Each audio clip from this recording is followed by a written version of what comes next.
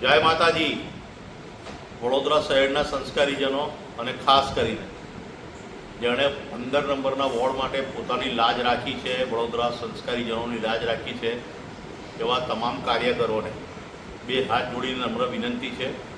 હમણાં 15 મિનિટ પહેલાં આપણને ખબર પડી કે ગાંધીનગર જતા આશીષભાઈ જોશીને રામોલ પોલીસે ધરપકડ કરી છે અને એમને હાલ સંખેડા પોલીસ સ્ટેશન લઈ જઈ રહ્યા છે।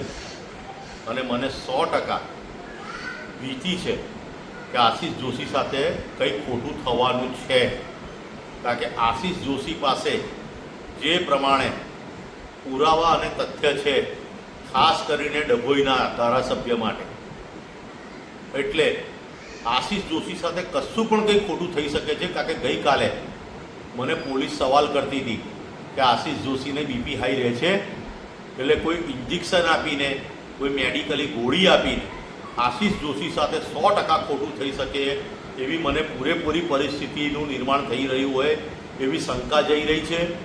માટે જે લોકોને વડોદરા શહેરના સંસ્કારીજનો માટે લાગણી હોય, જે લોકોને આશીષ જોશી એક સત્ય માટે લડનાર, એક સાચા બ્રાહ્મણ માટે જેને લાગણી હોય, મહેરબાની કરીને આપણે સૌ આશીષ જોશી માટે ગંભીર થઈએ અને આશીષ જોશી માટે ચિંતા પ્રગટ કરીએ।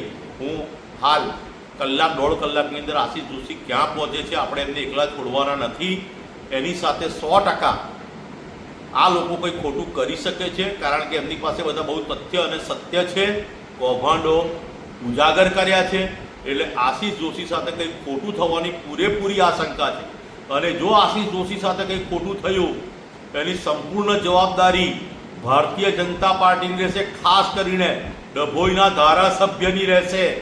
કારણ કે એમણે જે પ્રમાણે પેતરા રચ્યા છે, જે પ્રમાણે રમતો રમી છે, જો આશીષ જોશી સાથે કંઈ પણ ખોટું થયું એની સમગ્ર જવાબદારી ભારતીય જનતા પાર્ટીની રહેશે, એ ખાસ કરીને નોંધ લેજો।